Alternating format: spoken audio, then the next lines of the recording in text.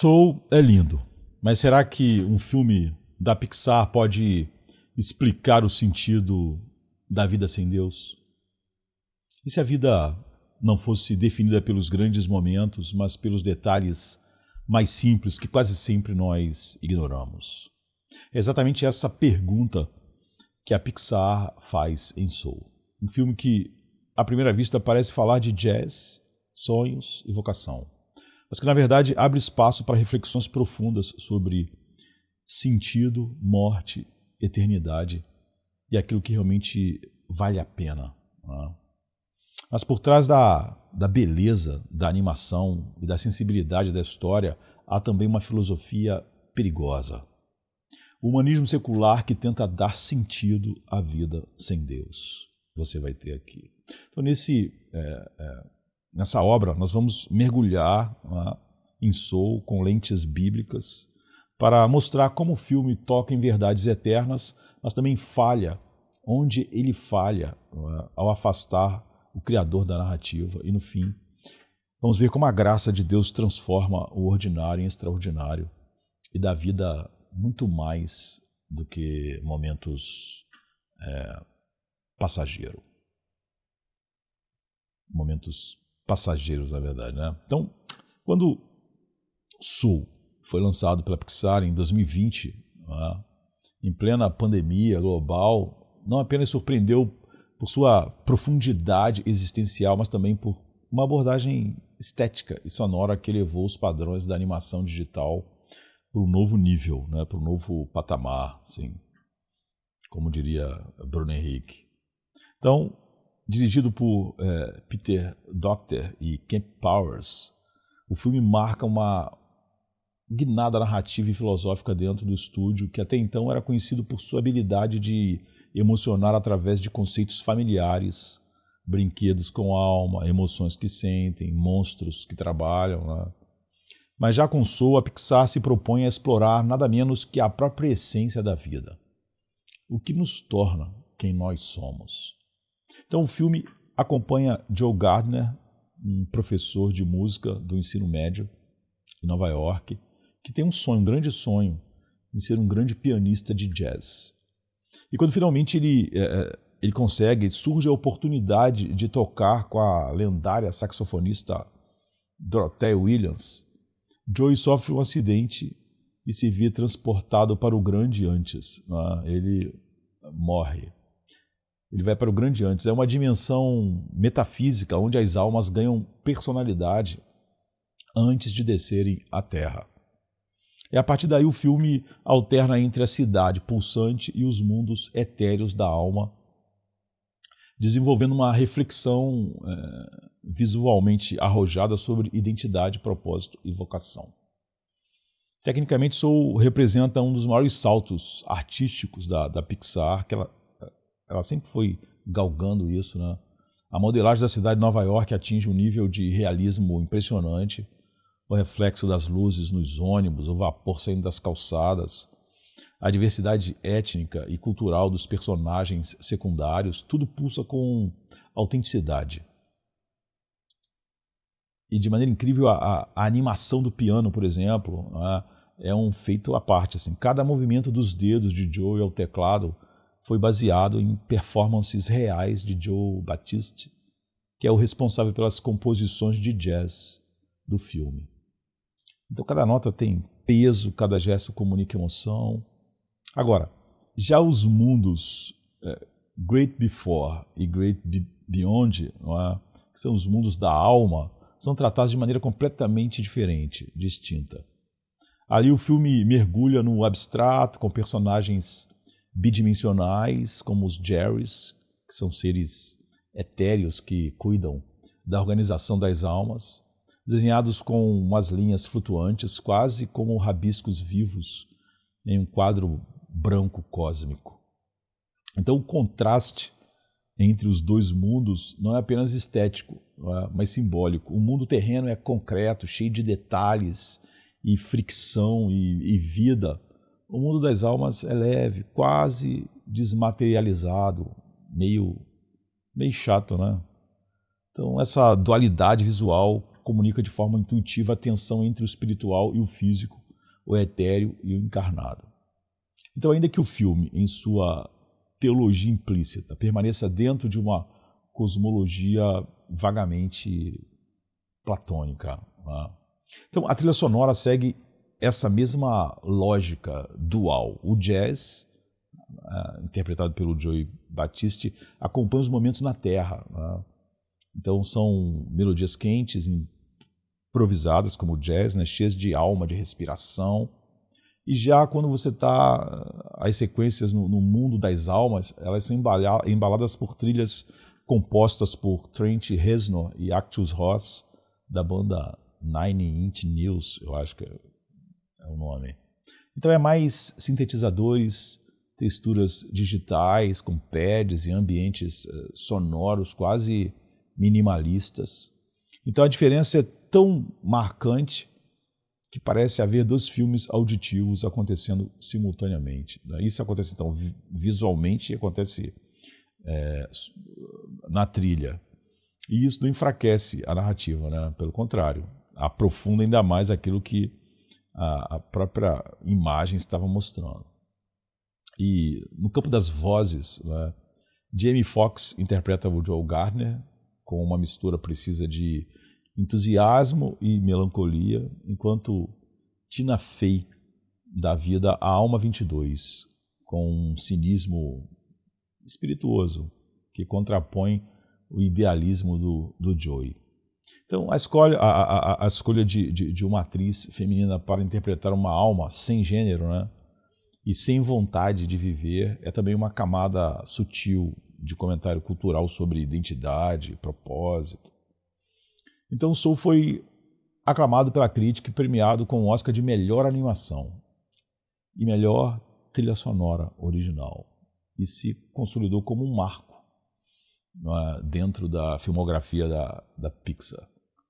Mas o seu verdadeiro impacto vai além dos prêmios, dos troféus, porque ele marca um momento em que a animação infantil mergulhou de cabeça em questões tradicionalmente reservadas à filosofia existencialista.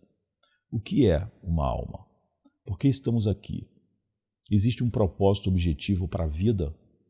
Ou tudo se resume a encontrar algo que nos faça sentir vivos, nos sentir bem, até morrermos? Então, esse mergulho estético e narrativo é apenas assim, o pontapé inicial. Porque por trás de cada nota no teclado do Joe, há uma busca. Por trás de cada linha desenhada no céu do grande antes, há uma inquietação, né, que a técnica não pode responder sozinha. E é a partir dessa inquietação que a gente começa a explorar as perguntas mais profundas, aquelas que nem mesmo a Pixar consegue responder sem recorrer a algo maior que uma mera centelha interior, como vida. Então o roteiro de Soul aposta numa das viradas mais abruptas e intrigantes da recente história do cinema de animação. A morte do protagonista acontece nos primeiros 15 minutos de filme.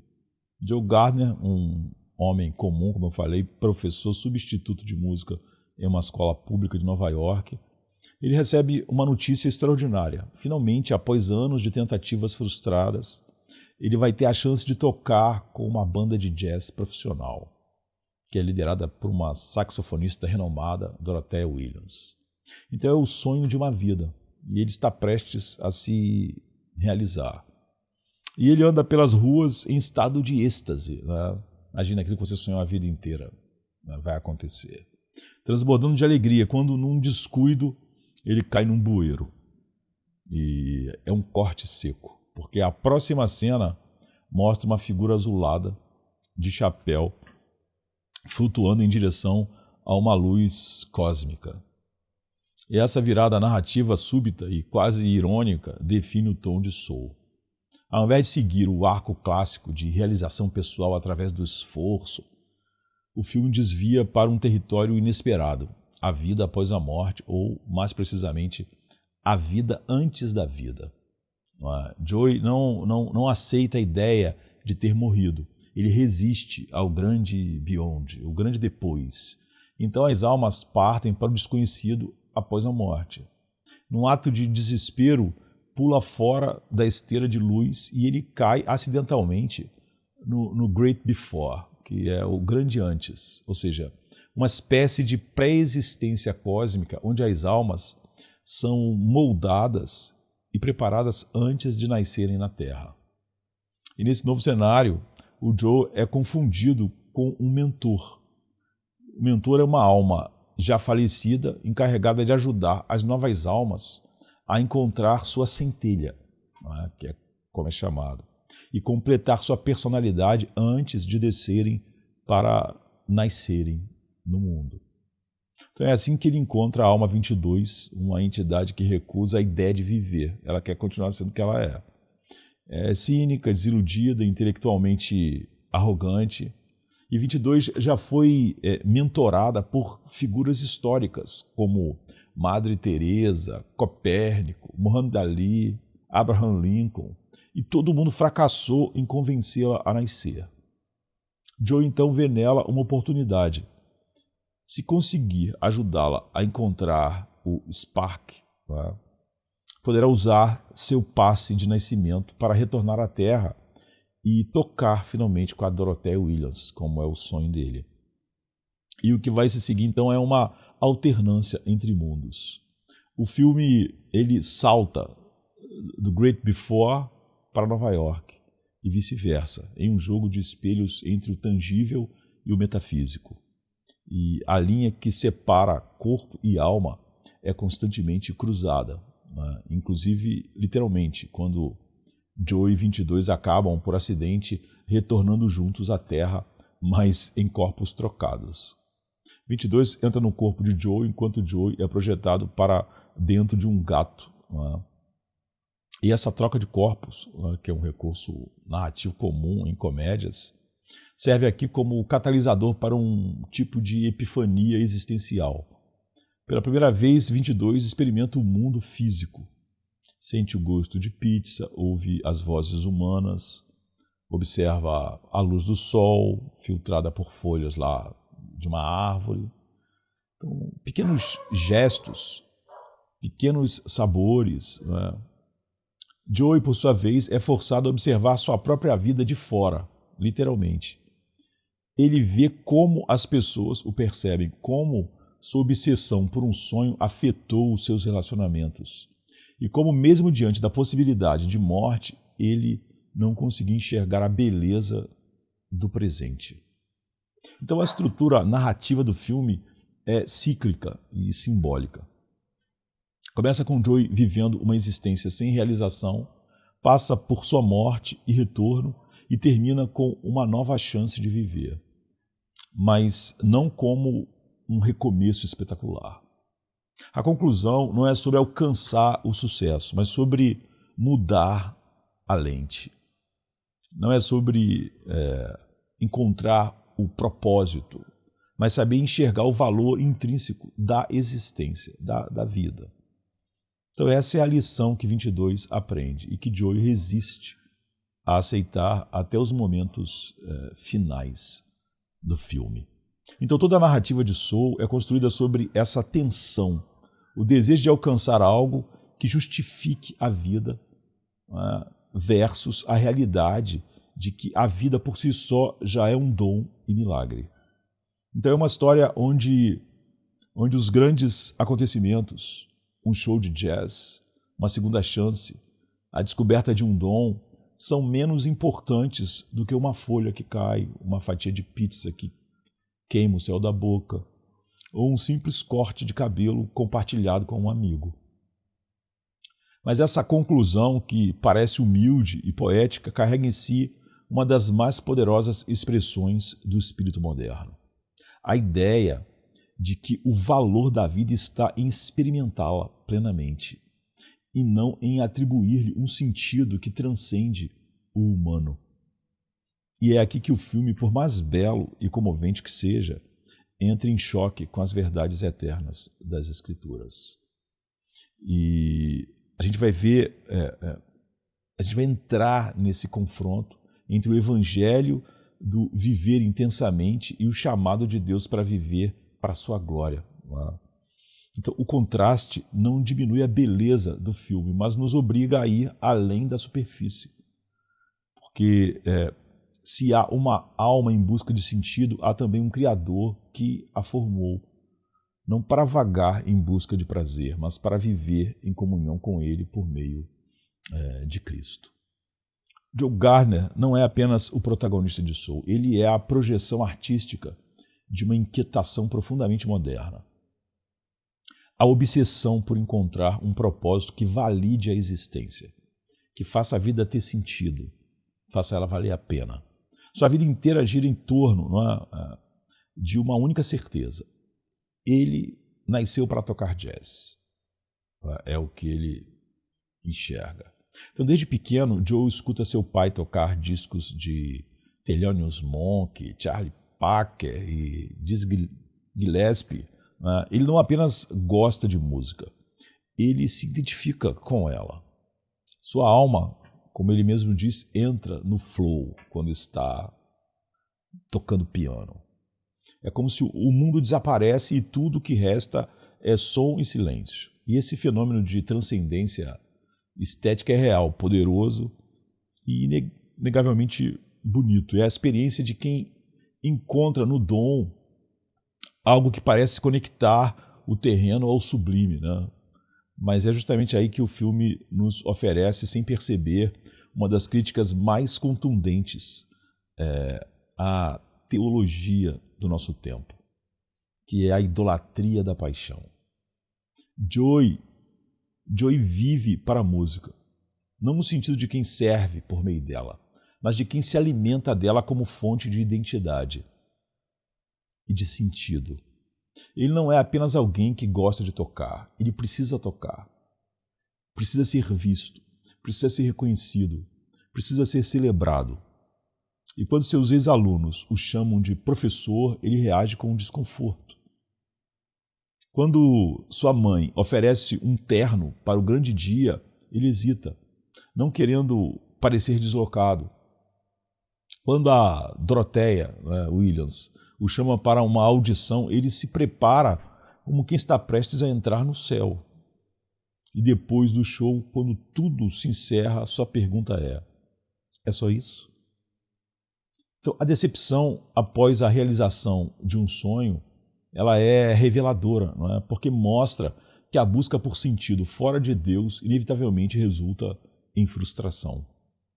A paixão, por mais nobre que pareça, né, como aqui a música, não sustenta o peso da alma. Joy descobre, de forma sutil e dolorosa, que a realização estética não redime, que o palco, por mais iluminado, não é altar, e que o aplauso dos homens não é a voz de Deus. Não pode te validar. Não é?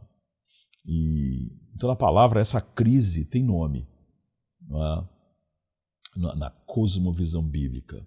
É a idolatria da vocação. João Calvino, nas Institutas, alertava para a tendência do coração humano de transformar qualquer coisa, até mesmo os dons dados por Deus, em substitutos para o próprio Deus. O dom da música, como o da ciência, da arte, da inteligência ou da liderança, não foi dado para ser adorado, para nos dar sentido, para validar nossa vida, para nos dar identidade, mas para ser desenvolvido em serviço ao Criador. Joy Gardner vive como um sacerdote sem templo. Ele serve seu dom com devoção.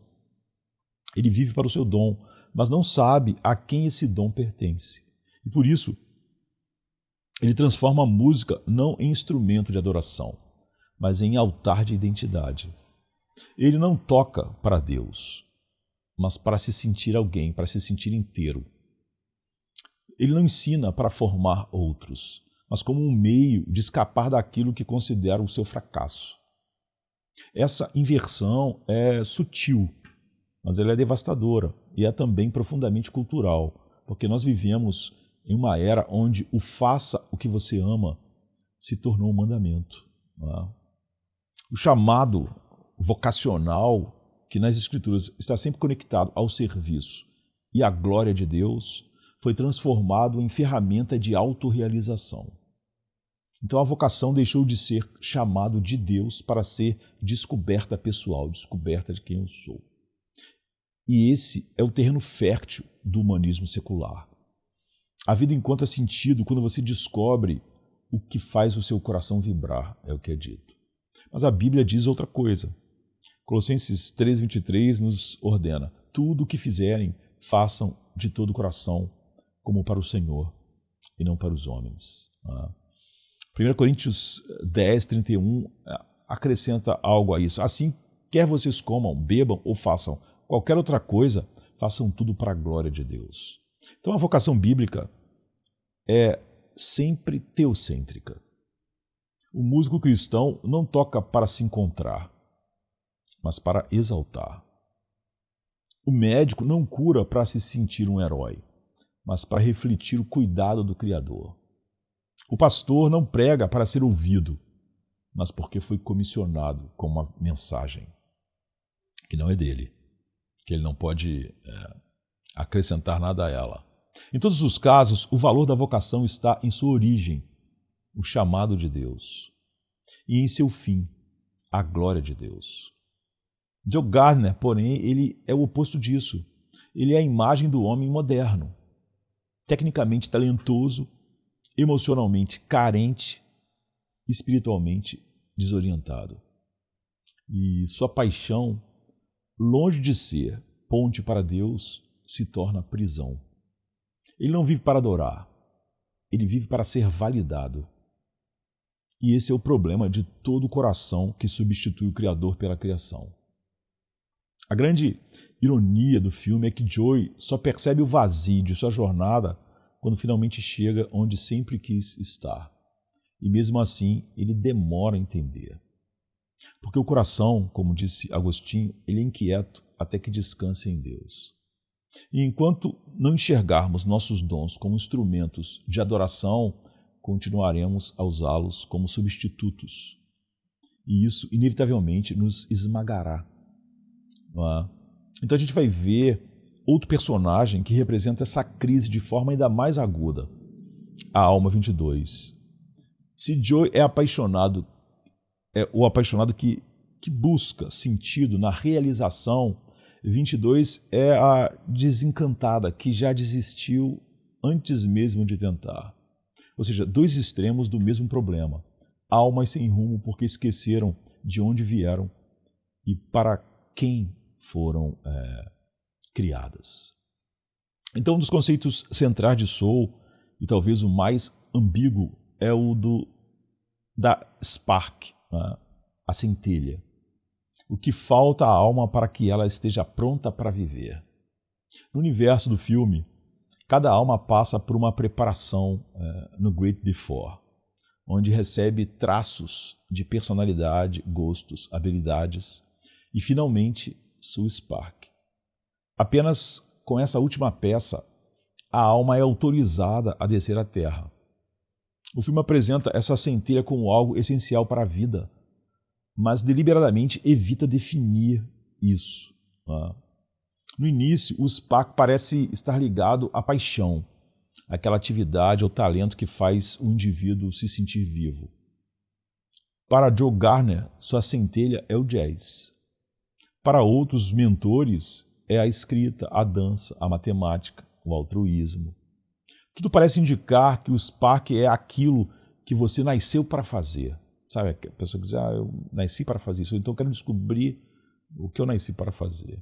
Então esse discurso ressoa de imediato com o espírito da nossa época, da nossa cultura. Frases como encontre sua paixão, viva sua verdade, descubra sua centelha interior, são repetidas a exaustão nos manuais de autoajuda, nas redes sociais e até em certos púlpitos modernos. Contudo, à medida que a narrativa avança, a definição muda. A centelha não é um talento, não é um dom, não é sequer uma vocação. É a disposição para viver, uma espécie de abertura existencial à experiência. É o prazer de caminhar pelas ruas, o sorriso ao provar pizza, o espanto diante da luz do sol entre as folhas. Essa reviravolta filosófica é significativa e revela a crise antropológica que permeia o filme todo. A alma 22, que se recusa a viver, não precisa encontrar uma vocação. Ela precisa se encantar com a vida. Não há um chamado objetivo para a vida. Não há um propósito dado. Não há um criador que determina a missão de cada alma. Né? Há apenas uma experiência totalmente subjetiva de se sentir pronto, estar pronto.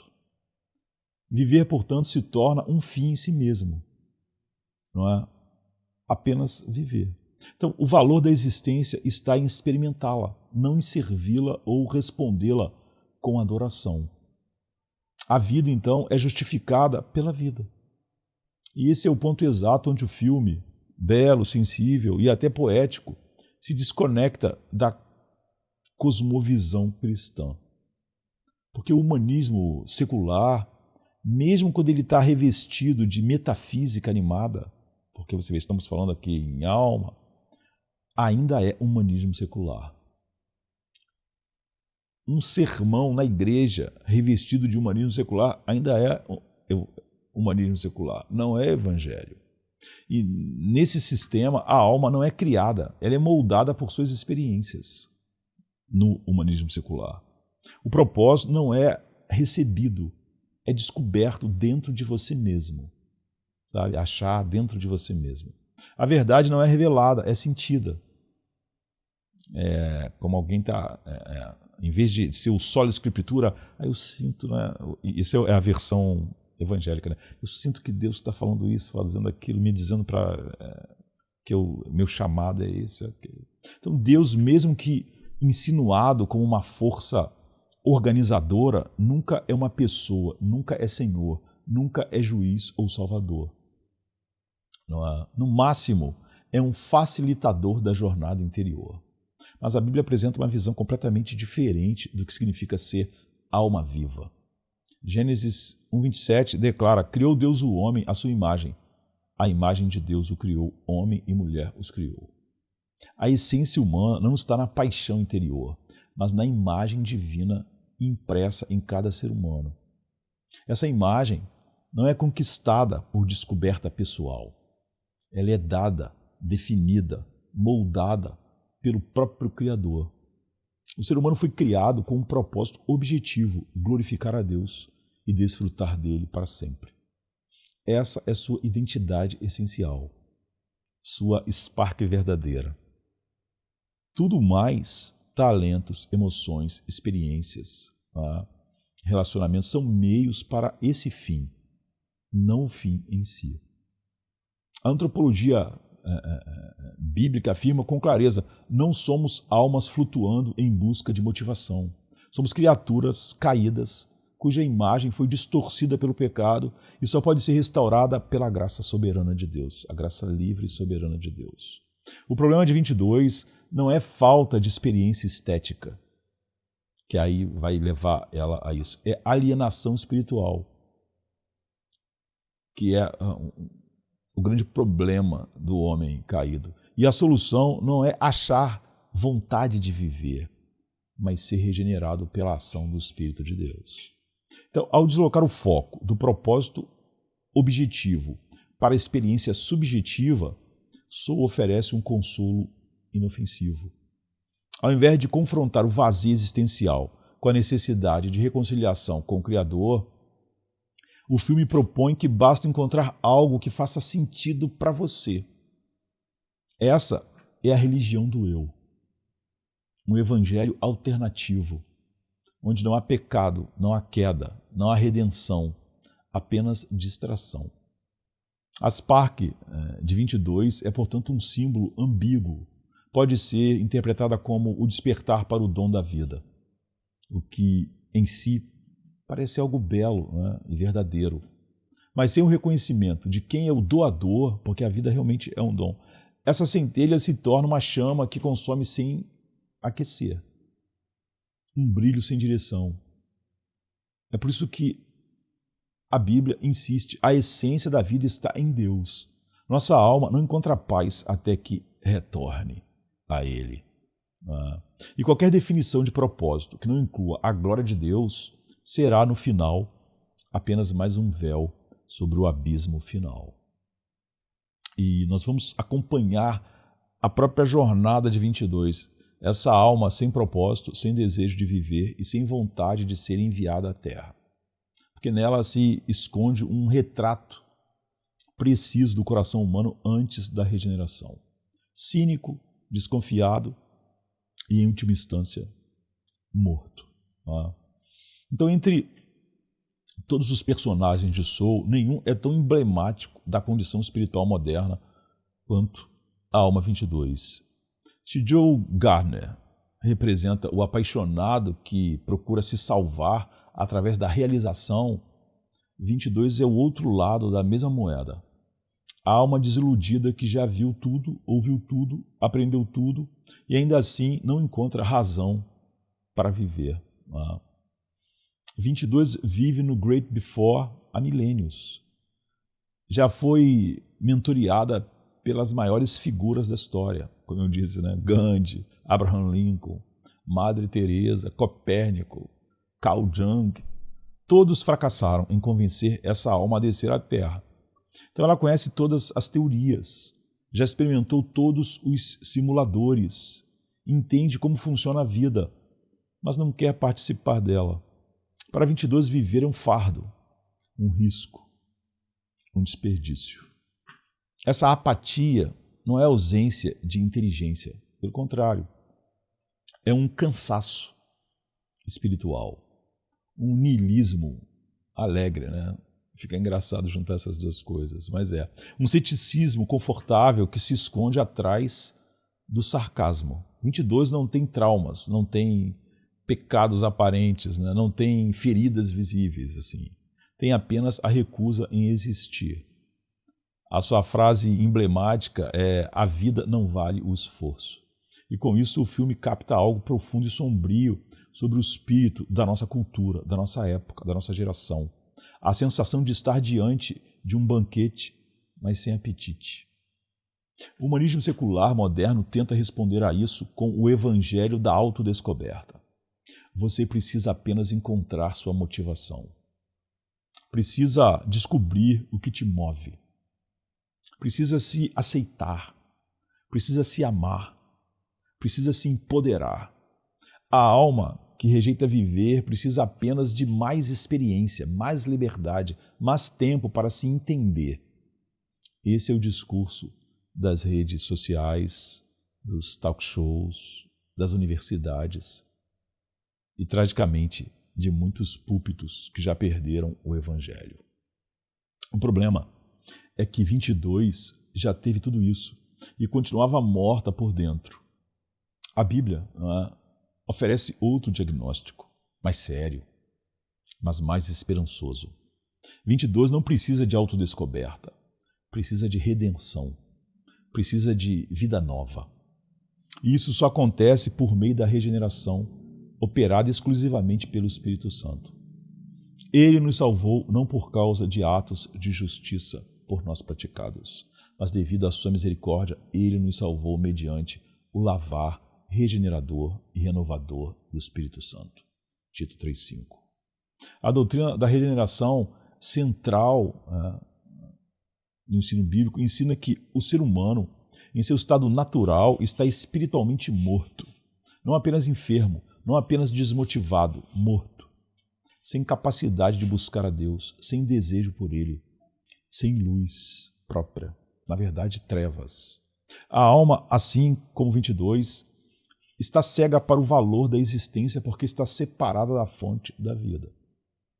Vocês estavam mortos em suas transgressões e pecados. Efésios 2:1.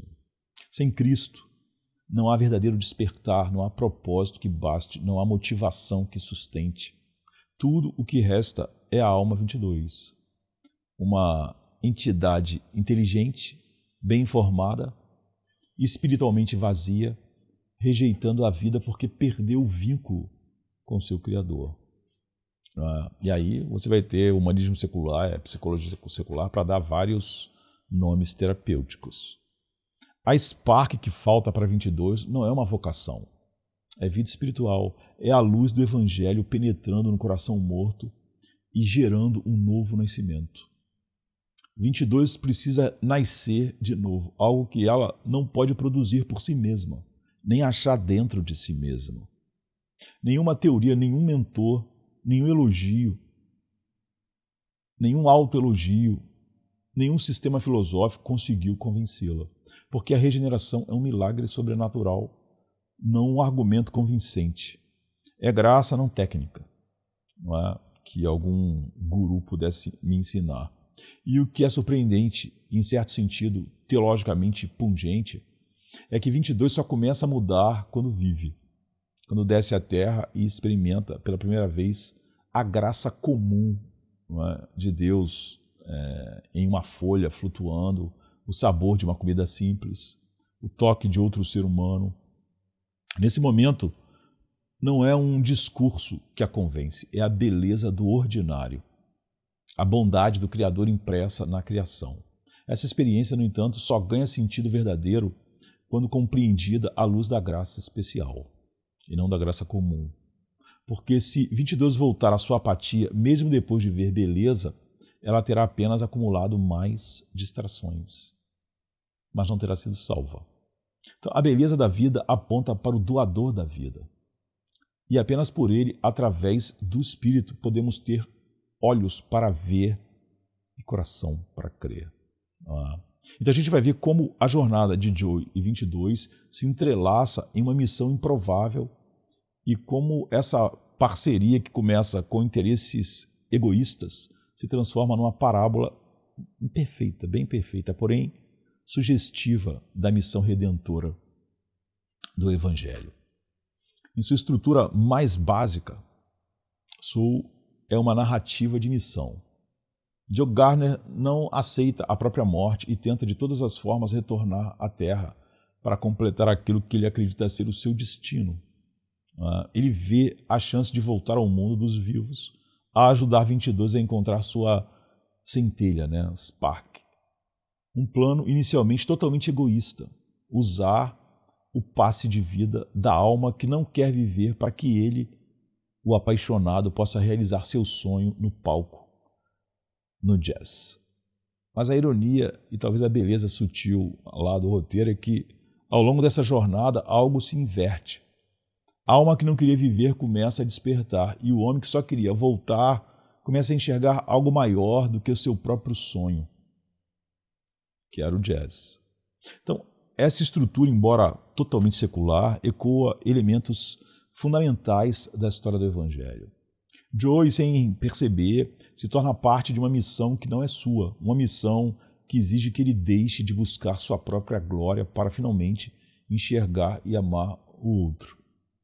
É uma parábola imperfeita, sim, mas que toca um nervo importante, um nervo profundo, o do homem comum, relutante, sendo conduzido a um sacrifício redentor em favor de alguém que não quer ser salvo.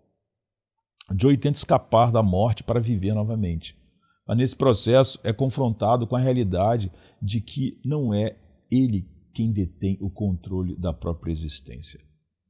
E mais, ele percebe que sua vida só começa a fazer sentido quando ele se dá por outro. Então, quando ele abandona sua agenda para servir a alguém que até então era apenas um obstáculo para o seu retorno, essa tensão lembra um movimento teológico essencial. A missão de Deus é sempre a história de um Deus que vem buscar os que não querem ser encontrados, não estavam buscando Ele. Não há quem busque a Deus, não há quem faça o bem.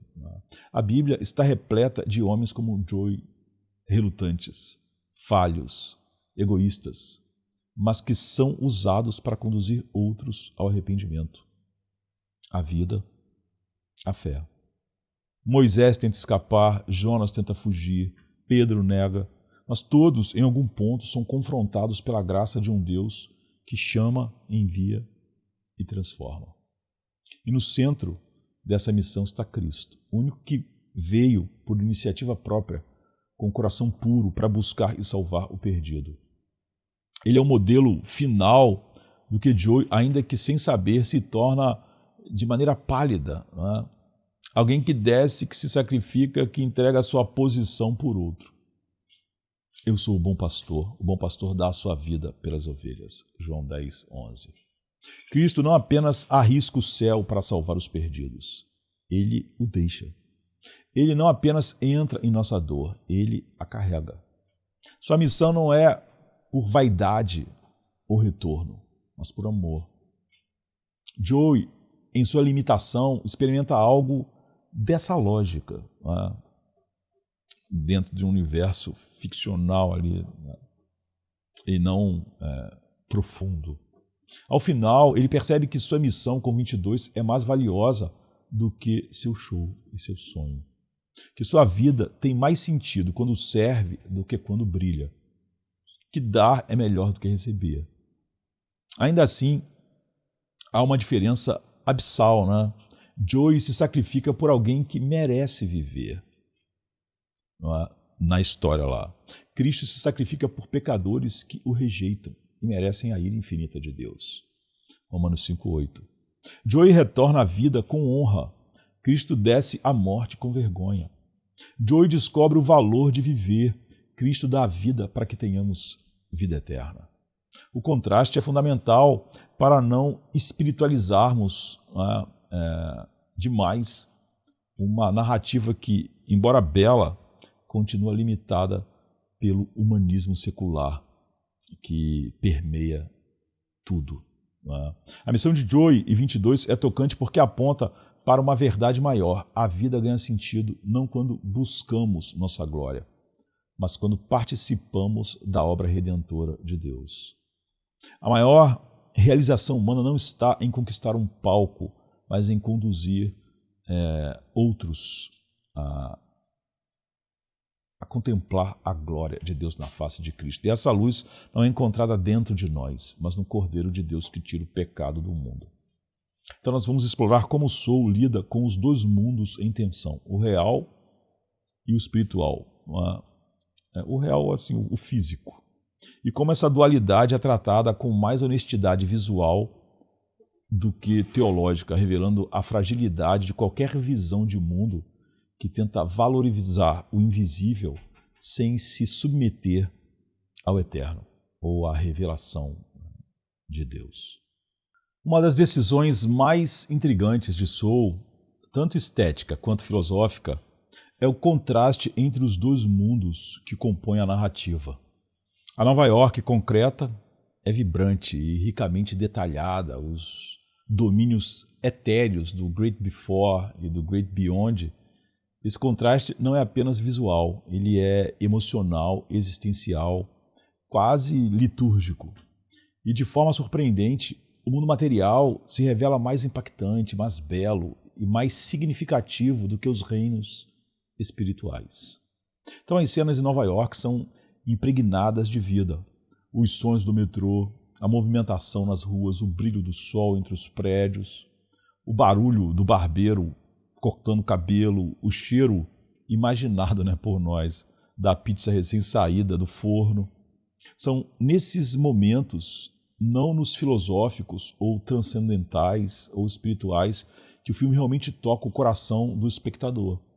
Quando 22 entra no corpo de Joey e começa a experimentar o mundo físico, a narrativa ganha calor, presença e emoção palpável. Não é a teoria da alma que comove, é o gosto do mundo real. Em contraste, os mundos espirituais, embora criativamente representados, são frios, abstratos e distantes. O Great Before, com os seus campos azulados e jerrys bidimensionais, tem mais cara de aplicativo de meditação do que de eternidade. O Great Beyond, que deveria carregar o peso do juízo ou da esperança, é reduzido a uma esteira de luz que consome a alma sem cerimônia. Em nenhum momento esses espaços transmitem a gravidade do eterno. Tudo é lúdico, leve, quase infantilizado. Isso diz muito sobre o tipo de espiritualidade que o filme oferece, não é? Que tem a cara da nossa cultura. Essa inversão. O espiritual é esvaziado e o material glorificado. É reveladora do pensamento moderno, né, essa visão. Em vez de encontrar Deus no alto, o homem moderno o busca nas experiências do aqui e agora. O transcendental é diluído e o imanente se torna absoluto. A Pixar, ainda que com beleza e poesia, está apenas traduzindo em linguagem animada o credo do secularismo espiritualizado, do humanismo secular espiritualizado. Não precisamos do céu quando temos o agora. Mas a palavra, né, oferece uma perspectiva radicalmente diferente e surpreendentemente mais encarnada. Ao contrário de certas tradições que tratam o mundo físico com suspeita ou desprezo, o evangélico, o cristianismo bíblico afirma com força: Deus se revela no concreto. Ele criou o mundo material e o declarou bom, Gênesis 1:31. Ele se manifesta através da criação, Salmo 19, de 1 a 4. Né? Os céus manifestam a glória de Deus. E na plenitude dos tempos, o próprio Deus se fez carne, João 1,14. Habitou entre nós, tocou, comeu, chorou, sangrou. A fé cristã não é uma fuga da matéria, mas sua redenção. A esperança final não é escapar do corpo, mas ressuscitar com um corpo glorificado. 1 Coríntios 15, 42. É por isso que a teologia bíblica não abraça o escapismo espiritual.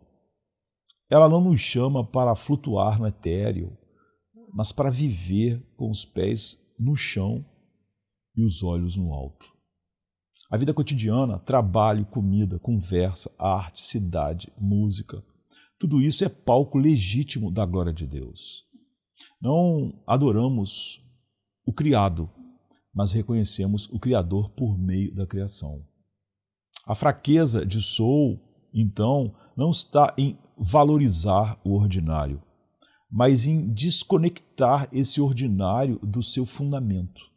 O filme acerta ao mostrar que o mundo real é profundamente belo, mas erra a não dizer por quê. A beleza da matéria não é o fim, é meio, é revelação, é eco, é pista do eterno. Em outras palavras, o que Soul chama de spark ao experimentar a vida, a Bíblia chama de graça comum. O favor de Deus que, mesmo em um mundo caído, ainda permite que homens e mulheres vejam, sintam, toquem e se maravilhem. Mas essa graça não é salvação, não é? Apenas aponta. No fim, ela não salva e aumenta, no fim, o juízo.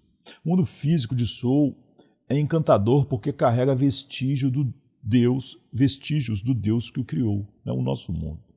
Mas sem esse Deus, o encanto vira ilusão.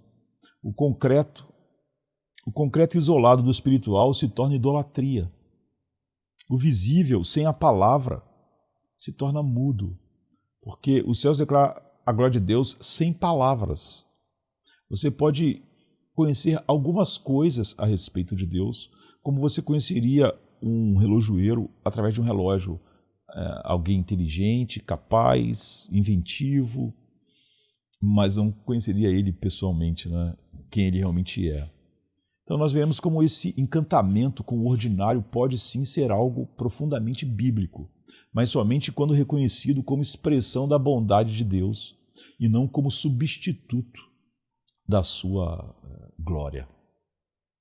Em Soul, um dos momentos mais emocionantes e teologicamente ricos não envolve grandes discursos ou revelações transcendentais.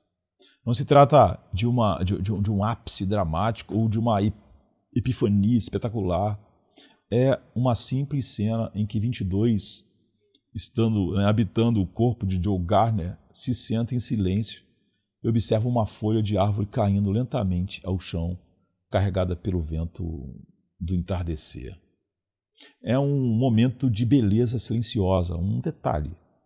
Algo que passaria despercebido para a maioria, mas que, naquele instante, rompe o ceticismo existencial de uma alma que sempre rejeitou a vida. Então a folha flutuando, a brisa sutil, a luz filtrada pelas copas das árvores, tudo se torna, naquele segundo, maior que o argumento de qualquer mentor que ela teve, né, e tentou convencer 22 a viver. Então, ao longo do filme, essa sensibilidade ao ordinário se intensifica. O primeiro pedaço de pizza, a textura do carpete sob os pés, o som da música distante, o gosto de uma bala de hortelã. O mundo, na sua simplicidade, começa a se mostrar como um presente, um dom. E Soul celebra isso com maestria. É como se dissesse: a vida não precisa ser grandiosa para valer a pena. Basta estar viva. Essa afirmação, embora não teológica, por intenção, toca uma doutrina profunda e muitas vezes negligenciada, a graça comum. Toda boa dádiva e todo dom perfeito vem do alto, descendo do Pai das luzes, que não muda como sombras inconstantes. Tiago 1,17. A graça comum é um ensino de que, mesmo no mundo caído, Deus ainda derrama bondade sobre todos, crentes e incrédulos. Não é? E essa graça é ela que permite que o sol brilhe sobre justos e injustos, sobre homens justificados e homens não justificados. Né? Mateus 5,45. Que faz com que a arte floresça em culturas pagãs, que existam momentos de ternura nos lares, sem fé. Então, relacionamento, casamento, pai, mãe, família, que a comida alimente, que a música comova, que a amizade conforte. É a bondade de Deus sustentando a ordem, a beleza e o significado, mesmo entre aqueles que o rejeitam e o odeiam. Isso é graça comum. O que 22 experimenta sem saber é isso. Um mundo sustentado pela mão invisível de um Criador bom. Ela não conhece a fonte, mas sente os efeitos. Ela não compreende a razão, mas se encanta com os sinais, que é o que a criação é. E isso por si só já é um ato de misericórdia divina. Um ato que está sendo derramado todos os dias. Mas aqui está o ponto crucial. A graça comum não salva. Ela é real, é bela, é poderosa, mas não regenera. Ela é o dedo de Deus apontando para Ele mesmo, né? Mas não é o caminho. Ela pode despertar o coração para o encanto da vida, mas não pode reconciliar esse coração com o Deus da vida. Todavia, Deus, que é rico em misericórdia, pelo grande amor com que nos amou, deu-nos vida com Cristo, quando ainda estávamos mortos em transgressões. Pela graça, vocês são salvos. Efésios 2, 4. Então a salvação é fruto da graça especial, aquela que não apenas encanta, mas transforma. Não apenas convida, mas chama eficazmente. Não apenas aponta, mas regenera. A graça especial é o agir soberano de Deus que vivifica o morto. Abre os olhos do cego, dá fé ao incrédulo e reconcilia o homem com seu Criador. Ela vem através da pregação da palavra, da obra do Espírito e da união com Cristo. O problema, portanto, não está em Soul valorizar as pequenas coisas da vida. O problema está em parar por aí. Celebrar o ordinário como fim em si mesmo é perder o essencial. O mundo é belo, mas sua beleza é um eco, não uma origem. Os dons são bons, mas são sombras do doador. A folha que cai, o pedaço de pizza, o vento no rosto, todos eles são setas. Mas se não seguimos essas setas, ou seja, se a graça especial não nos levar até a cruz, ficamos apenas admirando placas, sem jamais chegar ao destino. E começamos a adorar as coisas no lugar do Criador e buscar nela identidade, sentido, vida. O que 22 descobre é importante, mas o que falta descobrir é eterno. E é essa ausência sutil, mas fatal, que transforma o humanismo, mesmo quando aparece bonito, encantado, como em Soul, numa estrada bela que sozinha leva à perdição e não à salvação. Então a gente vai explorar como esse encantamento pode facilmente se transformar em idolatria, especialmente quando confundimos vocação com identidade e dom com divindade. Ao longo de Soul, Joe Gardner demonstra com clareza o que acontece quando um dom legítimo é transformado em ídolo. A música, que deveria ser uma ferramenta de serviço, torna-se para ele um altar de identidade. Como eu disse, ele não toca jazz apenas porque ama. Toca porque acredita que sua vida só terá valor se for reconhecido como músico profissional de jazz. Quando ele ensina na escola, ele vê seu trabalho como um fardo, porque ele não nasceu para aquilo. Não é aquilo que vai dar sentido à vida dele. Quando ele conversa com sua mãe, percebe nela não apoio, mas um obstáculo para a sua realização pessoal que vai finalmente fazer ele encontrar quem ele é. O palco não é apenas desejo ou sonho para Joey, é salvação. E aqui está o problema, o dom não é o problema. A música, como toda arte, é dom de Deus, reflexo da beleza criativa do Criador, eco de sua harmonia na criação, presente da graça comum para alegrar a humanidade. Mas quando esse dom é deslocado do lugar de serviço e colocado no trono da adoração, ele se torna tirano. O coração humano, como dizia Calvino, é uma fábrica de ídolos. Até mesmo os melhores dons presentes se transformam e são deformados em deuses. A idolatria estética se manifesta justamente assim, quando o artista transforma a arte em identidade. O músico que não consegue viver sem o aplauso, o pintor que não se enxerga fora da tela, o escritor que mede seu valor pela recepção de seu público, o pastor que vê sua identidade no seu ministério. Joe encarna essa lógica. Ele não consegue imaginar uma vida sem tocar. Seu valor na sua mente é proporcional ao sucesso de sua performance naquilo pelo qual ele achou que nasceu. Nasceu para tocar jazz e encantar. No entanto, a Bíblia apresenta uma visão muito mais profunda e libertadora da vocação. Lutero e Calvino, ao recuperar a noção bíblica de vocação, ensinaram que todas as áreas da vida, o púlpito e a oficina, a música e a maternidade, o comércio e a ciência são arenas de serviço a Deus. O dom é caminho, não é destino. É meio de glorificar o Criador, não de substituir a sua glória, nem de buscar glória para si. Essa visão encontra eco direto no princípio que a Reforma colocou no centro da vida cristã. Só lhe deu glória, somente a Deus a glória. Quando a igreja canta, a glória não é do coral. A glória não é de quem está cantando, de quem está tocando. Quando o pregador prega, a glória não é do orador. Quando o músico toca, a glória não é da técnica ou do estilo. Tudo é oferecido ao Senhor como culto.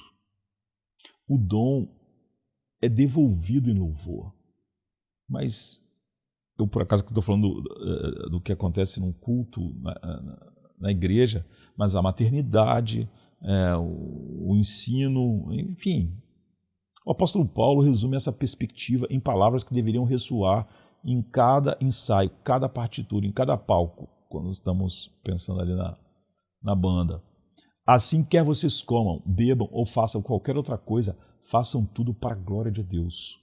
Nunca encontrem glória para si em qualquer coisa que façam ou experimentem na criação, porque então isso não será para a glória de Deus. Então, ele ainda acrescenta: tudo o que fizerem, façam de todo o coração, como para o Senhor e não para os homens. Colossenses 3:23. O problema de Joey não é amar a música, é amar a música mais do que a Deus e dar a ela atributos divinos. Me dar realização, me dar identidade, fazer a vida valer a pena, etc. Não é se dedicar ao piano, é buscar nele a própria salvação. É isso que está o problema, a própria redenção, a própria chama. Né? Então vamos usar aqui os parques da vida. Né? Então, essa é a diferença entre vocação e idolatria. A primeira enxerga o dom como ferramenta para servir. A segunda o transforma em senhor que exige sacrifício. Ironicamente, quando Joey finalmente alcança o palco, o ídolo mostra sua farsa. Após a primeira noite com Dorothea Williams, ele espera sentir plenitude, eternidade, êxtase permanente. Mas ao final resta apenas uma pergunta desconfortável. É só isso? Essa é a pergunta que todo ídolo inevitavelmente deixa no coração do homem. A promessa nunca cumpre. A entrega nunca basta, porque a fome sempre volta. A palavra de Deus responde a essa angústia com clareza. Apenas quando devolvemos o dom ao seu doador é que ele encontra sentido. A música só se torna liberdade quando deixa de ser ídolo e passa a ser culto. A arte só se torna plena quando deixa de buscar glória própria e se torna reflexo da glória divina. Como o Joe é músico, estamos falando de música, mas a maternidade, a paternidade, a medicina, a ciência. E é nesse ponto que Joe, sem saber, toca numa verdade eterna. Tocar não basta. É preciso tocar para alguém maior. Então nós vamos ver como o filme, ao explorar a busca por propósito, acaba expondo a fragilidade de todo o humanismo secular, de todo o humanismo existencial. E como apenas uma vocação ancorada em Cristo pode responder à pergunta fundamental: por que viver? Sem chegar àquela angústia, desespero, náusea, né, como o filósofo chamou. É só isso. Uma das ironias mais fortes de Soul é que Joe Garner passa o filme inteiro tentando provar a si mesmo que nasceu para o palco. Não é? Mas aqueles ao seu redor o lembram constantemente de algo maior. Seus alunos falam com gratidão das aulas. O barbeiro expressa o quanto gosta das conversas que eles tiveram. E até a sua mãe, que inicialmente parecia cética quanto ao sonho do filho, reconhece seu valor não apenas como músico, mas como homem. Aos poucos, fica evidente que o legado de Joe não estava restrito a uma apresentação com Dorothea Williams, mas em cada pequena vida que ele tocou no caminho. Esse detalhe é fundamental. Joe não percebe o impacto de sua existência porque ele mede o seu propósito apenas por realizações externas. Para ele, só o palco justifica a sua vida. Mas o filme, ainda que limitado, o confronta com a verdade de que a vida tem valor também e o tempo todo no ordinário, em ensinar, conversar, ouvir, estar presente. O que parece insignificante se revela essencial. Essa virada toca em um ponto central da teologia bíblica. O propósito humano não é encontrado em feitos grandiosos, mas na soberania de Deus que governa até os detalhes mais comuns da vida. Jesus ensinou: busquem, pois, em primeiro lugar, o reino de Deus e a sua justiça, e todas essas coisas lhes serão acrescentadas. Mateus 6,33. Aqui o propósito não está em construir um currículo impressionante, mas em viver debaixo da ordem divina, confiando que o Senhor cuida de cada necessidade. A grandeza da vida não se mede pelo palco, mas pela fidelidade diária ao reino. O salmista também nos lembra dessa verdade ao contemplar a soberania de Deus sobre cada aspecto da existência. Ele diz: tu criaste o íntimo do meu ser e me teceste no ventre da minha mãe. Eu te louvo porque me fizeste de modo maravilhoso e admirável. Tuas obras são maravilhosas. Digo isso com convicção. Salmo 139, a partir do 13. A vida de Joey já tinha valor antes mesmo que ele tocasse a primeira nota. A sua existência era conhecida por Deus desde o ventre. Seu propósito não dependia do reconhecimento dos homens, mas do decreto soberano do Criador. Essa é uma verdade que liberta. Não precisamos viver em busca de validação externa no mundo, na cultura, porque já fomos conhecidos, formados e chamados por aquele que nos criou. Então, no ensino bíblico, essa soberania divina nos guarda de duas armadilhas: o desespero da insignificância e a soberba da autoafirmação. Não somos irrelevantes porque fomos criados com propósito. Não somos deuses de nós mesmos porque esse propósito nos foi dado, não inventado. O palco pode ser importante, mas não é o centro. O centro é Deus. Joey, no entanto, ele ilustra bem o que acontece quando esquecemos disso. Ele mede seu valor pela performance e o reconhecimento dela. Sua identidade depende da aprovação da cultura, de outros. Seu sentido de existência está atrelado a momentos extraordinários. E se a vida for só comum? Mas a Bíblia nos chama a outro caminho. A vida cristã é viver cada momento, ensinar, conversar, trabalhar, descansar para a glória de Deus.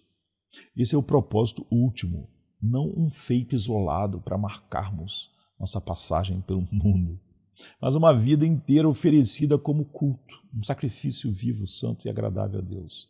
Paulo descreve essa visão assim em Romanos 12:1, ao nos chamar a apresentar nossos corpos como um sacrifício vivo, santo e agradável a Deus. Este é o culto racional de vocês.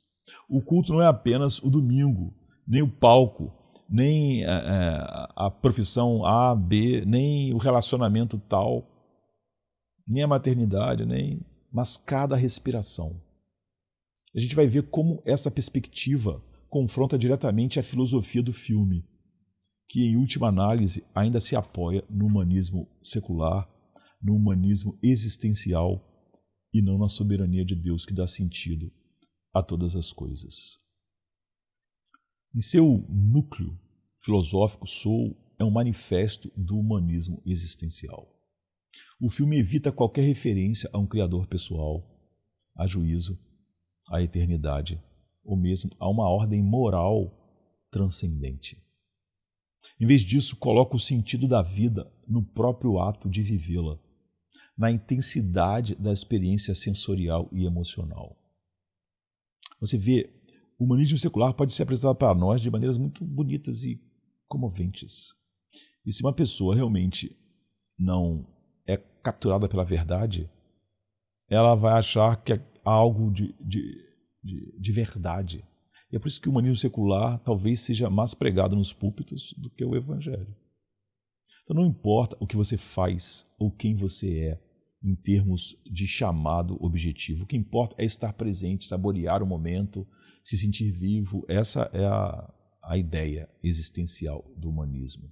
Essa mensagem ressoa profundamente com o espírito da nossa era, com a cultura que a gente vive. Porque a gente vive no tempo de carpe diem secularizado, onde a vida é medida pela intensidade das experiências, não pela fidelidade a um propósito eterno. As redes sociais amplificam isso. Viagens, pratos exóticos, performances artísticas, momentos estéticos. A vida é transformada em uma sequência de experiências que devem ser registradas, consumidas e, acima de tudo, sentidas. O valor está na autenticidade subjetiva.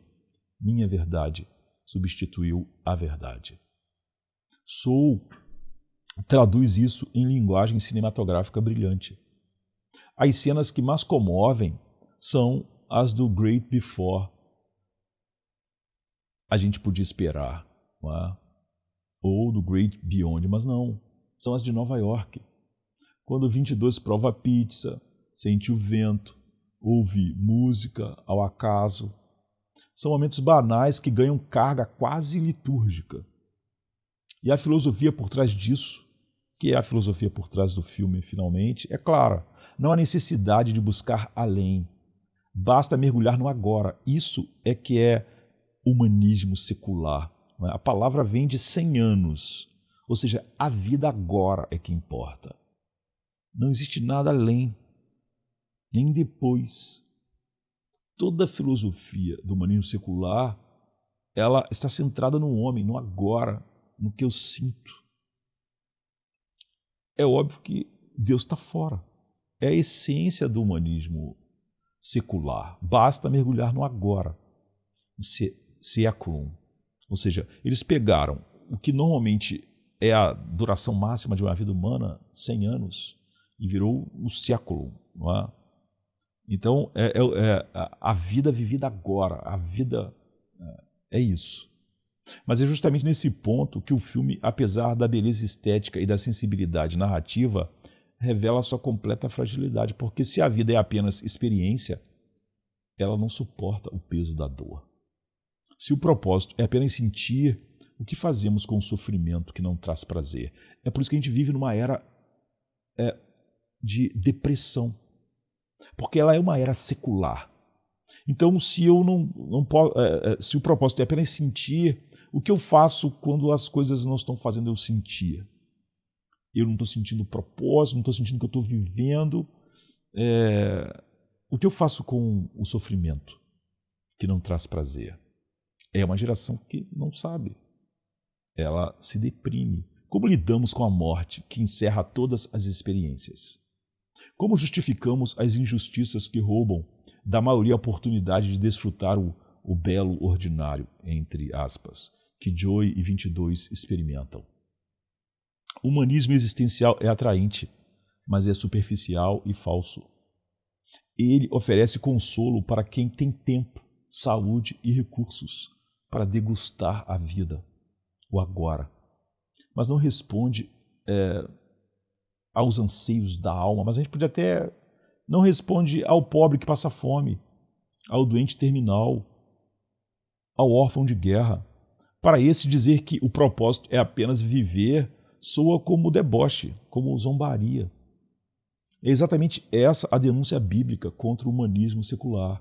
Ele é incapaz de lidar com o mal, com o pecado, com a eternidade, com a paz, com a verdadeira alegria. O livro de Eclesiastes, escrito debaixo do sol, sem a perspectiva da revelação completa em Cristo, já expunha essa mesma vaidade.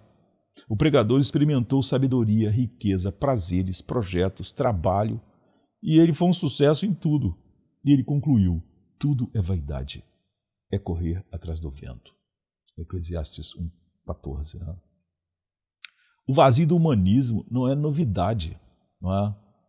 E a pessoa, depois de se embriagar de humanismo, se sentir vazia, cansada, deprimida, é o que se podia esperar, porque ela ficou correndo atrás do vento. É a mesma angústia de quem busca sentido apenas no aqui e agora. O humanismo secular é aqui e agora. É uma filosofia circular. A vida vale a pena porque estamos vivos. Mas se a vida em si mesmo é o propósito, então sua finitude transforma tudo em absurdo. Como disse Paulo em 1 Coríntios 15:32, se os mortos não ressuscitam, comamos e bebamos, porque amanhã morreremos. Esse é o limite que Soul nunca vai atravessar, o filme, né? O filme nos convida a valorizar cada detalhe, mas não nos dá resposta diante da morte. O Great Beyond é apenas uma esteira de luz lá, sem explicação. Porque uma cultura humanista secular realmente não pode imaginar o que seria, mesmo que queira dar uma espiritualizada. Não há juízo, não há encontro com o Criador, não há redenção. Há apenas dissolução. A mensagem subliminar é clara. Não se preocupe com o que vem depois. Aproveite o agora. Humanismo secular. Essa é a mesma lógica denunciada por Romanos 1:25. trocaram a verdade de Deus pela mentira e adoraram e serviram coisas e seres criados em lugar do Criador, que é bendito para sempre. Romanos 1:25. O humanismo existencial adora o criado, mas rejeita o Criador. Celebra a folha que cai, mas ignora a mão que a fez cair. Saboreia a pizza, mas despreza o Deus que deu trigo, leite, fogo e talento ao cozinheiro e sabor às coisas. Se encanta com a música, mas não ouve a melodia eterna do Verbo encarnado. E aqui entra a resposta do ensino bíblico. Sentido real não está no ato de existir, mas no fato de ter sido criado e redimido por Deus. Ou seja, criado com um propósito e depois redimido para este propósito. João 6,35 traz a resposta definitiva de Cristo ao vazio existencial, que acaba em desespero, depressões sem fim. Eu sou o pão da vida. Aquele que vem a mim nunca terá fome. Aquele que crê em mim nunca terá sede. João 6,35. Enquanto Soul nos diz que basta comer pizza e sentir o vento e encontrar aquilo que desperta a tua vida, encontrar o que te faz viver, o Joey lá tocando jazz, Jesus afirma que só nele a fome e a sede existencial é saciada. Enquanto o humanismo nos convida a abraçar o agora, sem pensar no amanhã, o Evangelho nos chama a viver o presente à luz da eternidade. Você vê, isso é tão difundido. Quantas vezes você já viu alguém que se diz cristão dizer: Jesus vai voltar, né? Mas eu queria casar, queria não sei o que, queria não sei o que lá. Essa pessoa é totalmente secular. Enquanto Joey descobre que a vida é mais do que o palco, Cristo revela que a vida é só plena quando vivida para a glória de Deus. Não se espante de a gente viver na cultura mais privilegiada de todos os tempos e ser uma cultura cheia de depressão, tristeza. O vazio do humanismo é disfarçado com beleza estética, mas continua vazio. É disfarçado com tecnologia. O Evangelho, ao contrário, encara o vazio e o enche de eternidade. Não nega o prazer do agora, pelo contrário, o confirma, mas o coloca em perspectiva. Comer, beber, viver, tocar, ensinar, trabalhar para a glória de Deus. Tudo ganha sentido não em si mesmo, mas em Cristo. Esse é o ponto em que Soul toca, mas não atravessa. Ou seja, comer, beber, viver, tocar, ensinar, como eu disse, tudo ganha sentido em Cristo e não tem sentido em si mesmo. É por isso que quando as pessoas, ou quando o homem, ele busca sentido no seu trabalho, na sua carreira, nos seus relacionamentos, ele termina vazio. Então esse é o ponto em que Soul toca, mas não atravessa. Ele chega à beira da pergunta certa, mas não ousa pensar em uma resposta verdadeira. E é por isso que, como cristãos, precisamos ir além da filosofia do filme. Não basta viver, é preciso viver para aquele que morreu e ressuscitou por nós.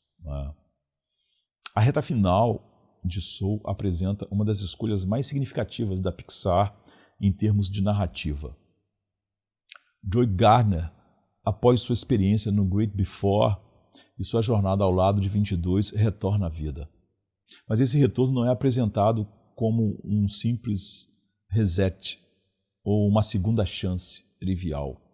Ele não volta para consertar o que fez de errado, nem para correr atrás de uma lista de realizações. O que muda não é sua situação, mas sua percepção. O que é transformado não é seu destino profissional, mas o olhar com que enxerga a própria vida. Essa nuance é poderosa porque aponta para algo que a Bíblia chama de regeneração, né? Um novo nascimento que não anula nossa história, mas a reconfigura em Cristo. Joey não acorda em outro corpo, não tem um currículo renovado, não recebe poderes especiais.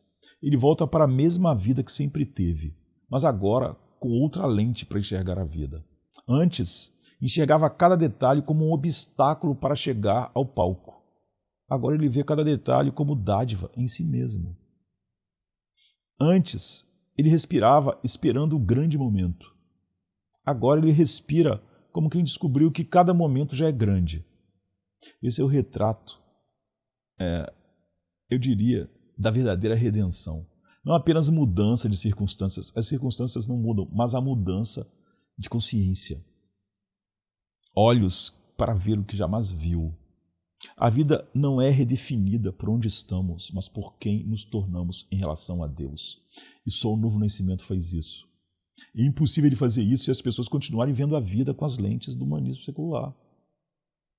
O apóstolo Paulo descreve esse processo em termos de transformação interior. Não se amoldem ao padrão deste mundo, mas transformem-se pela renovação da sua mente para que sejam capazes de experimentar e comprovar a boa, agradável e perfeita vontade de Deus. Romanos 12, 2. A regeneração é esse milagre silencioso. A mente é renovada e o que antes parecia comum agora revela a bondade divina. Cada coisa. É como se os olhos antes cegos agora conseguissem ver beleza onde antes só havia banalidade. Agora você pode comer e beber para a glória de Deus. Então, o pão deixa de ser apenas pão e passa a ser expressão da providência de Deus. O trabalho deixa de ser castigo e passa a ser culto. A maternidade passa a ser culto, a paternidade, o trabalho todo dia, o estudo. O ordinário deixa de ser repetição e passa a ser sacramento da presença divina no cotidiano. Joey, ao retornar, não recebe promessas de sucesso ou garantias de carreira. O que ele recebe é algo infinitamente maior, a oportunidade de viver com gratidão.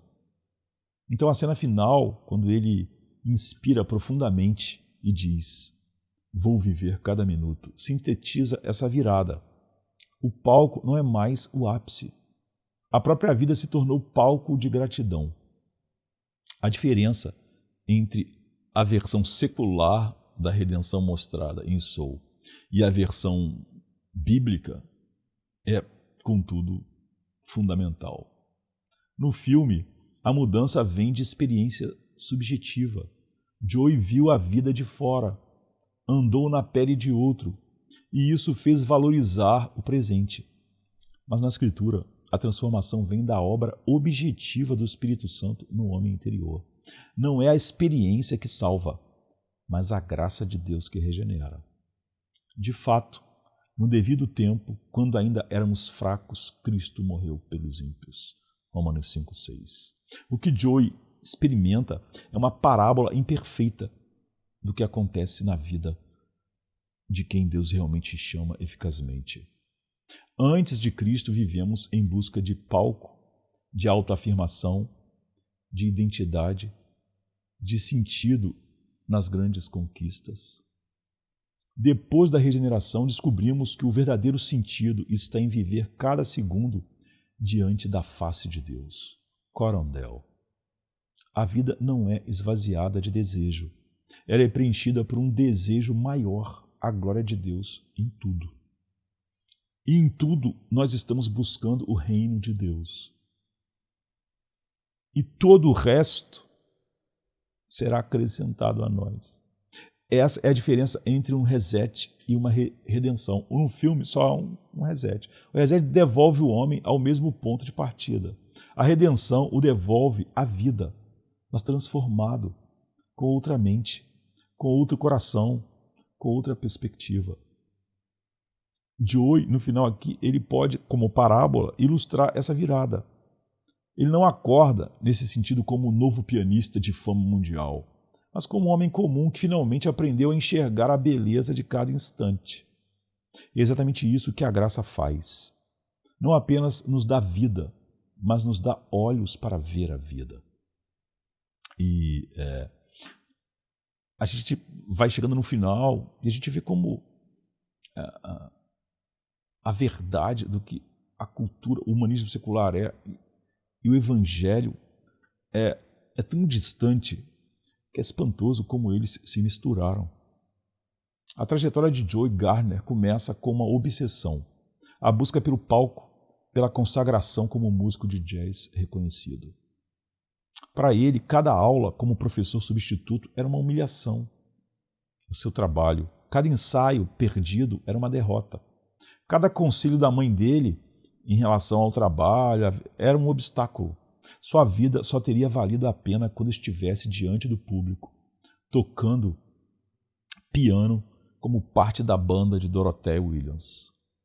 Esse era o horizonte que ia justificar sua vida, que ia justificar cada sacrifício, cada frustração, cada espera. Mas ao final de Soul, o que vemos é justamente o oposto. Joey não termina sua jornada nos holofotes, nem em uma carreira triunfante. Sua redenção narrativa não está em receber aplausos, mas em redescobrir a alegria das coisas simples. Ensinar, caminhar, ouvir, viver. Ele não rejeita a música. Ela continua sendo parte de quem ele é. Mas agora a música não é um ídolo, é um instrumento. A música agora não é trono, é serviço. Essa virada narrativa é um dos maiores acertos do filme, ainda que incompleto, para simbolizar a verdade. Ao esvaziar Joey da obsessão por glória própria, Soul sugere que a vida encontra a plenitude não no reconhecimento, mas no serviço, não na fama, mas no ordinário, não no sucesso, mas na gratidão. E nesse ponto, sem querer, o filme toca no coração da ética cristã.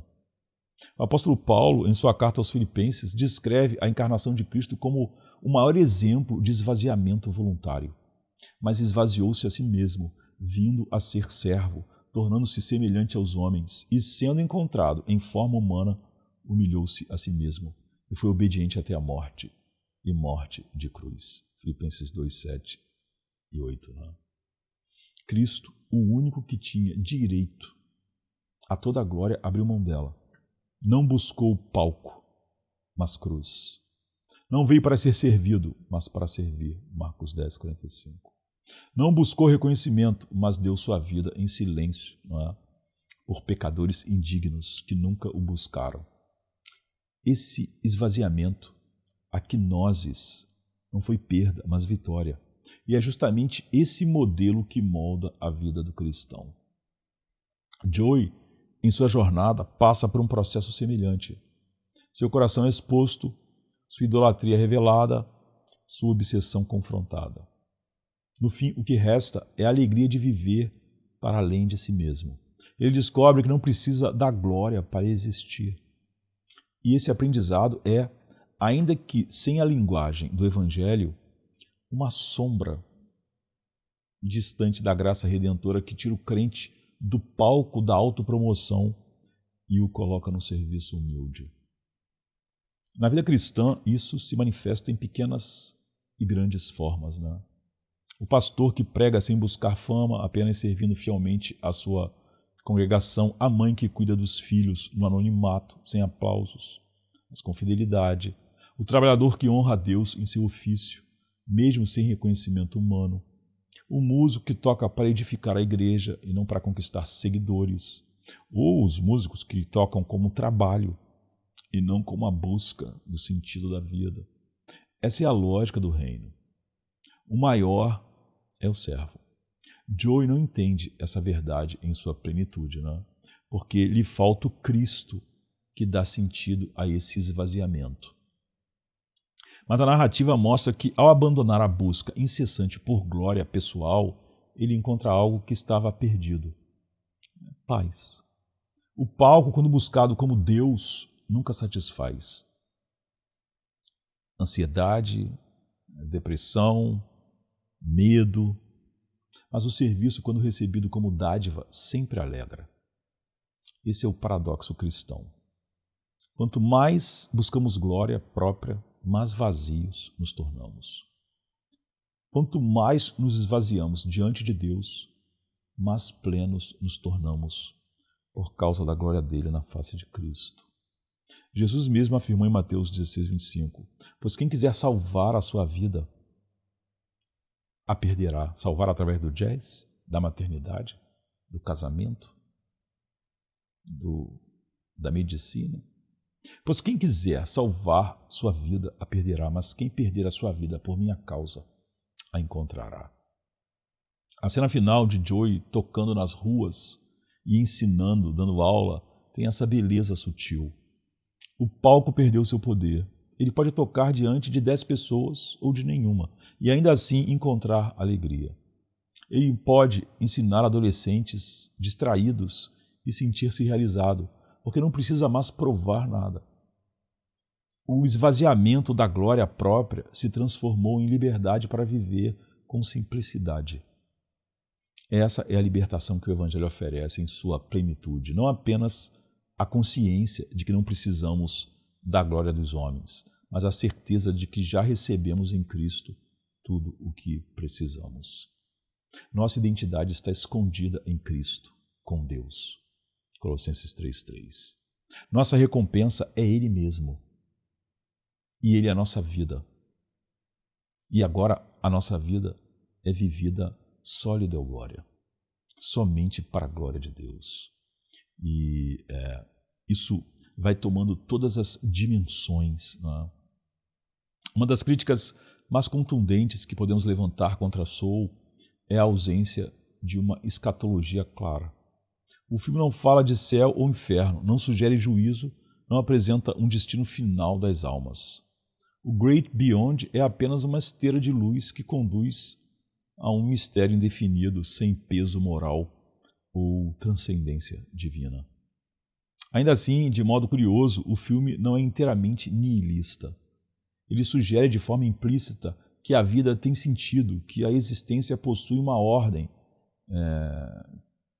que não está na própria vida e que há redenção possível além do desespero. Ou seja, o vazio não é total como no nihilismo. Há uma centelha de esperança. Esse aspecto é o que torna Soul tão representativo de nossa cultura contemporânea. A pós-modernidade rejeita categorias como céu, inferno e juízo, mas ainda assim deseja preservar algum senso de transcendência. As pessoas não querem crer em Deus, mas querem crer que a vida tem sentido. Não querem admitir um Criador soberano, mas buscam consolo em narrativas de pertencimento, beleza e eternidade subjetiva. Não é? É uma espiritualidade sem dogma, um transcendentalismo sem teologia, uma religião sem Deus. O problema, claro, é que esse tipo de esperança existencial é frágil e falsa. Quando a vida se torna insuportável, o que resta? Quando a morte chega sem aviso, o que sobra? Se não há eternidade real, tudo não passa de ilusão estética, de conforto temporário. A palavra de Deus, por outro lado, não descarta o valor do presente, nem o encanto do cotidiano, mas o coloca dentro de uma moldura muito mais ampla, a esperança cristã. O agora é importante, porque aponta para o eterno. O ordinário é belo, porque antecipa o extraordinário. A vida é preciosa, porque é prelúdio da glória futura. É exatamente isso que João, em sua visão apocalíptica, descreve com palavras que unem esperança e consumação. Então vi um novo céu e uma nova terra, pois o primeiro céu e a primeira terra tinham passado, e o mar já não existia. Vi a cidade santa, a nova Jerusalém, que descia dos céus, da parte de Deus, preparada como uma noiva adornada para o seu marido. E eu ouvi uma forte voz que vinha do trono e que dizia: agora o tabernáculo de Deus está com os homens, com os quais ele viverá. Eles serão o seu povo, ou os seus povos. Né? O próprio Deus estará com eles e será o seu Deus. Ele enxugará dos seus olhos toda lágrima. Não haverá mais morte, nem tristeza, nem choro, nem dor, pois a antiga ordem já passou. Apocalipse 21, né? A partir do 1. Aqui está a diferença fundamental. O que Joe descobre como uma espécie de reencantamento do agora é, na verdade, sombra de uma promessa eterna. As pequenas alegrias da vida, a música, a comida, a amizade, a beleza da natureza são sinais, setas que apontam para a consumação em Cristo. O que Soul celebra de modo subjetivo e existencial, a Escritura anuncia de modo objetivo e escatológico. Haverá redenção real, completa, eterna. E isso muda tudo, porque o cristão não apenas vive o presente com intensidade, vive o presente com esperança. Não apenas respira fundo, como Joe e diz, vou viver cada minuto, mas respira fundo e confessa, vou viver cada minuto à luz da glória de Deus. Vou viver cada minuto à luz da eternidade. A vida aqui não é o fim, mas o prelúdio. É interessante notar que Joe, ao retornar, não recebe uma lista de promessas futuras. Ele recebe a oportunidade de viver de novo. Mas a Bíblia nos dá algo infinitamente maior, não apenas a chance de viver agora, mas a certeza de viver para sempre. Esse é o ponto em que a esperança existencial do filme e a esperança eterna da palavra de Deus se encontram e se separam. Se encontram no reconhecimento de que a vida tem valor, que o presente importa, que a gratidão transforma, mas se separam no fundamento. Para o humanismo, a vida vale por si mesma. Para o Evangelho, a vida vale porque foi criada e redimida por Deus. Para o humanismo, a morte é a dissolução. Para o cristianismo, a morte é a chegada. Não é? Para o humanismo, a beleza é fim, é final. Para o cristianismo, a beleza é só um sinal. Assim, nós podemos dizer que Soul acerta ao afirmar que viver intensamente é importante, mas falha ao não explicar por que viver importa, nem para quem viver deve ser feito. Só o Evangelho dá essa resposta. Viver importa porque Deus nos criou e Cristo nos resgatou. E vivemos não para nós mesmos, mas para aquele que morreu e ressuscitou por nós. 2 Coríntios 5,15. Então o amor de Cristo nos constrange. Morreu por todos, logo todos morreram. Para os que vivem, agora vivam para aquele que por eles morreu e ressuscitou. Ao final de sua narrativa, Soul deixa ao espectador uma mensagem clara. A vida vale a pena ser vivida mesmo nos momentos mais simples. A folha que cai, o cheiro da rua, o sabor de uma refeição, o som de uma melodia, tudo pode ser extraordinário quando olhado com atenção. Nesse aspecto, o filme toca em algo profundamente verdadeiro. O ordinário é, sim, cheio de sentido. Mas a questão central permanece. Por quê? Porque o ordinário é significativo.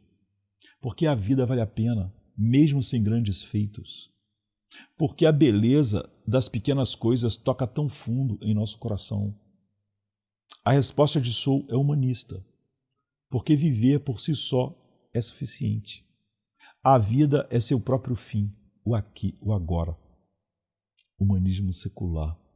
Já a resposta bíblica vai além. A vida é significativa porque vem de Deus, é sustentada por Deus e aponta para Deus. O ordinário é extraordinário porque está impregnado da presença e da bondade do Criador. O apóstolo Paulo, escrevendo aos Efésios, coloca isso em termos inconfundíveis, né? Pois vocês são salvos pela graça, por meio da fé. Isso não vem de vocês, é dom de Deus. Não por obras, para que ninguém se glorie, porque somos criação de Deus, realizada em Cristo Jesus, para fazermos boas obras, as quais Deus preparou antes para nós as praticarmos. Efésios 2, 8 a 10. Aqui a gente vê 3 verdades fundamentais. Somos salvos pela graça. Nossa vida não tem valor porque realizamos grandes feitos, mas porque fomos alcançados pela misericórdia de Deus em Cristo. Em segundo lugar, essa salvação é dom de Deus, não é conquista, não é mérito, não é resultado da nossa performance, nem de Deus no passado ou na eternidade, olhando para a nossa performance futura. Ela não é baseada em nós. 3. Somos recriados para boas obras. O ordinário do crente suas tarefas diárias. A mãe, o músico de jazz, o lixeiro, o médico. Suas responsabilidades simples, suas pequenas escolhas tornam-se parte do seu culto racional ao Senhor. Isso significa que a vida cristã não é uma corrida por glória, não é uma corrida por glória própria, nem uma busca desesperada por momentos extraordinários, por coisas extraordinárias. É antes uma vida de gratidão. Não vivemos para merecer, mas porque já fomos aceitos. Não trabalhamos para conquistar a salvação, mas porque já fomos salvos. Não servimos para comprar favor, mas porque já recebemos graça soberana e merecida, né? Graça livre. Esse é o ponto que distingue radicalmente a visão, não é, bíblica da visão humanista. Enquanto o humanismo celebra o ordinário como fim em si mesmo, a fé o celebra como reflexo da graça de Deus. Enquanto o humanismo convida a viver cada minuto, porque isso é tudo, não é? O aqui e o agora, porque o amanhã é incerto, a fé convida a viver cada minuto porque o amanhã está seguro em Cristo. Assim, o convite pastoral que emerge de Soul, corrigido e completado pelo Evangelho, é simples e profundo. Viva com gratidão. Trabalhe, ensine, toque, coma, respire. Faça tudo como um culto ao Senhor. Não busque identidade, realização e glória em nada disso, porque ao fazer isso, você não pode comer para a glória de Deus, tocar, respirar, casar. Faça tudo como culto ao Senhor. Não porque precisa provar que sua vida tem valor ou para encontrar a realização, mas porque já recebeu valor eterno em Cristo. O ordinário, então, deixa de ser um peso ou um tédio e se torna campo de adoração. Cada refeição é um ato de louvor. Cada conversa é oportunidade de amor. Cada tarefa, por mais comum que seja, pode ser feita como para o Senhor. Como diz Colossenses 3:23. Façam tudo como para o Senhor. Essa é a graça que liberta o ordinário. Essa é a redenção que dá sentido ao simples, ao comum. Essa é a vida que não se esgota no humanismo existencial, mas floresce na esperança eterna. No fim, o que Joy Gardner descobre como lição é o que todo crente deve viver como convicção final. Não precisamos de palco para sermos significativos. Não precisamos de nada. Maternidade, paternidade, casamento, profissão tal, reconhecimento, precisamos de Cristo. Ele é o centro, o sentido, o sustento. E é nele que até o mais simples respirar se torna verdadeiro louvor. A vida se torna realmente corandel. Cristo é o canal por onde flui a graça. O óleo da misericórdia derrama e nos abraça.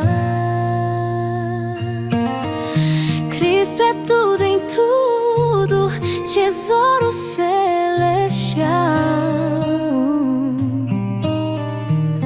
riquezas espirituais, nele o bem total. Ele dissipa nossos medos, remove nossos fardos,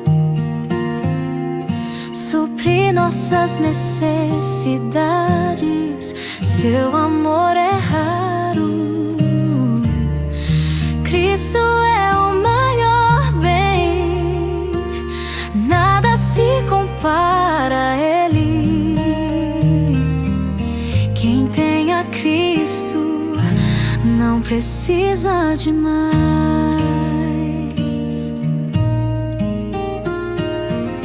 Ele é um marido imenso, não precisamos de cisternas. Em Cristo toda plenitude,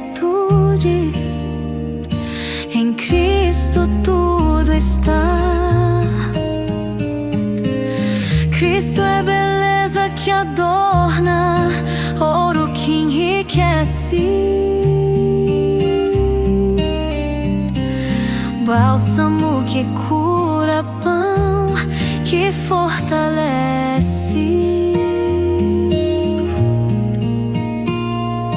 Ele é o vinho que consola, salvação que coroa.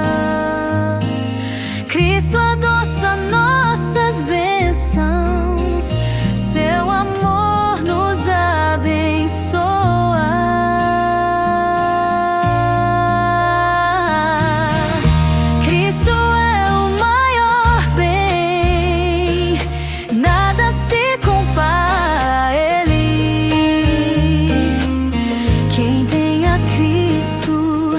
Não precisa de mais.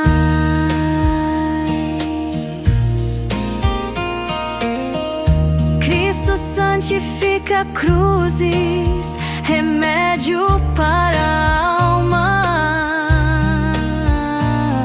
Trabalha o pecado fora, a graça traz calma. No fogo da aflição, nada perdemos, só impurezas. Cristo é joia rara, poucos têm essa riqueza. Sem Cristo nada é bom, saúde vira tentação, riquezas são armadilhas, sem Cristo perdição. Cristo é o maior bem, nada se compara a Ele. Quem tem a Cristo não precisa de mais. Cristo é tudo nos afetos, nada mais devemos desejar. Cristo é o bem supremo, nossa alma deve amar. Amor é a joia mais rica que podemos entregar. Cristo merece todo o amor que podemos ofertar. Cristão é ouvir-se o Senhor.